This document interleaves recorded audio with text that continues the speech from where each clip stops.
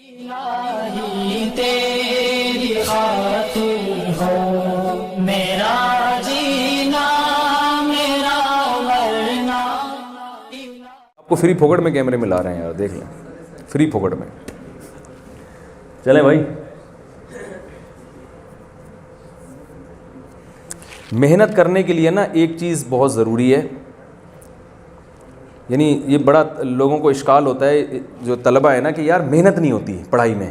یہ ہوتا ہے نا اکثر، محنت یہ بہت اچھی باتیں ہیں، تو ساری وہی باتیں کامن جو سب علماء کرتے ہیں، ہم نے بھی وہی باتیں کی ہیں، کوئی نئی بات نہیں. لیکن یار محنت نہیں ہوتی.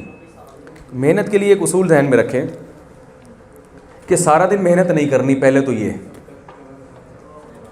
ورنہ 2 دن کے بعد تھک ہار کے بیٹھ جائیں گے. ہمارے جامعہ میں ایک بڑے سینئر استاذ ہیں، بہت اللہ نے ان کو علم بھی دیا، ترقی بھی دی، اور فیوچر میں انشاءاللہ امید ہے حضرت مفتی تقی عثمانی صاحب کے لیول کے بنیں گے وہ.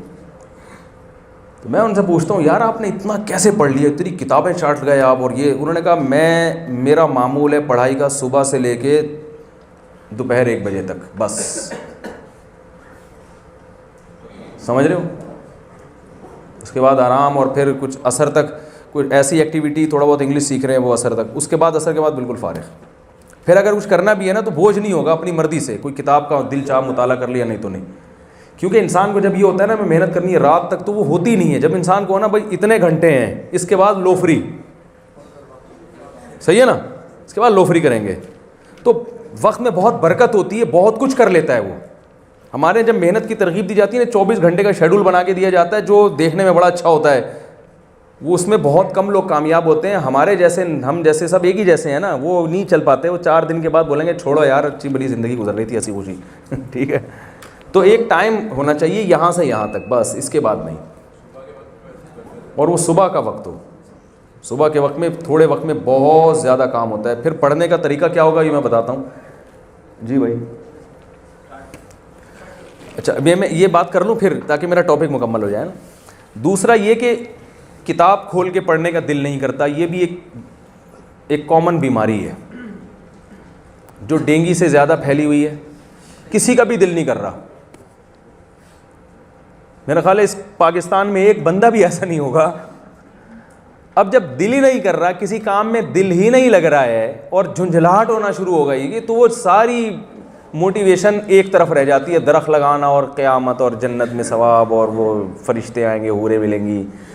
آدمی کہتا ہے یہ جو ٹینشن ابھی مل رہی ہے. تو یہ بات خوب یاد رکھیں، ہم نے بڑے بڑے علماء سے سنا ہے جنہوں نے علم میں بڑی ترقی کی ہے. انہوں نے کہا کہ دیکھو بھائی ایک ٹائم نکال کے رکھو اور اس میں کتاب لے کے بیٹھ جاؤ، اس میں کتاب لے کے بیٹھ جاؤ.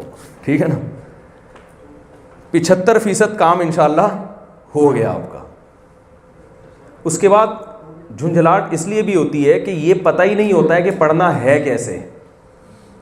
تو علماء نے ایک بات کہی ہے، اور یہ اصول دینی مدرسوں کے لیے بھی ہے کیونکہ پڑھنے کا طریقہ تو سب کا ایک ہی جیسا ہے نا، اور یہ یونیورسٹی کے طلباء کے لیے بھی ہے. وہ طریقہ یہ ہے کہ جو لیکچر کل آپ نے ٹیچر سے سننا ہے اس کو ایک دفعہ آپ پہلے اپنے طور پر پڑھ لیں.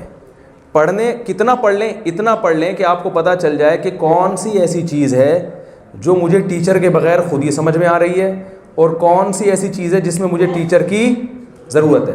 پہلے دن اب کتاب کھولیں گے تو 99.9% ایسی چیزیں ہوں گی جو آپ کو سمجھ میں نہیں آ رہی ہوں گی، صرف 0.1% ایسی چیز ہوگی جو آپ کو خود سے سمجھ میں آ رہی ہوگی. پہلا دن سمجھ میں آ گیا.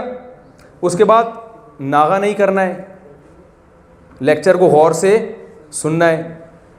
تیسرا کام یہ کرنا ہے کہ اس لیکچر کا ایک دفعہ تکرار، جسے ہم اردو میں کہتے ہیں نا، ریوائز کرنا ہے، کسی کو بٹھا کے سامنے، ایسے دیکھ کے نہیں، بلکہ وہ یعنی وہ لیکچر آپ ڈیلیور کر دیں کسی دوسرے کو، کسی کو بٹھا لیں، پیسے دے کے بٹھا لیں، بے شک بندہ 50 روپے لے ذرا بیٹھ جائے 15 منٹ کے لیے، تو وہ آپ نے اس کو وہ اپنے جو لیکچرار ہے نا اسی کے اسٹائل میں پورا لیکچر اس کو سنا دینا ہے. بس یہ آج کا کام، ایک دن کا کام آپ کا ختم. پھر اگلے دن کے لیکچر کی تیاری. اس سے کیا ہوگی؟ آپ کی صلاحیت کتاب سمجھنے کی بڑھتی چلی جائے گی، اور سال کے آخر میں آپ دیکھیں گے جب آپ مطالعہ کر رہے ہوں گے تو 99.9 آپ کو سمجھ میں آ رہا ہوگا. 1% ہے جس میں آپ کو ٹیچر کی نہیں آ رہی سمجھ میں بات. اور مزہ آنا شروع ہو جائے گا. جب کسی کوئی کام سمجھ میں آتا ہے نا تو پھر دلچسپی پیدا ہونا شروع ہوتی ہے. ہوتا یہ ہے کہ شروع میں ہی وہ لیکچرار نے پڑھنا شروع کیا, وہ جب جس ٹاپک کو آپ نے پہلے پڑھا ہی نہ ہو وہ کسی کے پڑھانے سے سمجھ میں نہیں آتا. وہ شروع میں بوریت, پھر سمجھ میں نہیں آ رہا, پھر جھنجھلاہٹ, پھر کیا مصیبت, یہ کیا ہے, یہ کیا لکھا ہوا ہے, کیا ہے. وہ ایسی جھنجھلاہٹ پیدا ہوتی ہے انسان کو, تو پھر کہتا ہے پتہ نہیں کس مصیبت. پھر وہ پھرے تلاش کرتا ہے امتحان میں کامیابی کے لیے. پھر وہ 5 سالہ پیپر 5 ایئرز, اور اس میں کون سا سوال آیا تھا, کون سا نہیں آیا. تو یہ ویژن کیا تیل لینے.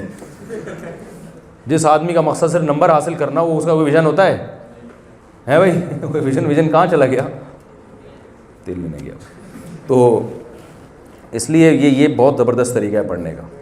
اس میں کبھی کبھار ناغہ بھی ہو جائے گا تو توبہ استغفار کر لے آدمی, پھر دوبارہ سے ٹریک تو صحیح ہونا چاہیے نا پڑھنے کا. اب آپ بتائیں بھائی کیا سوال پوچھیں.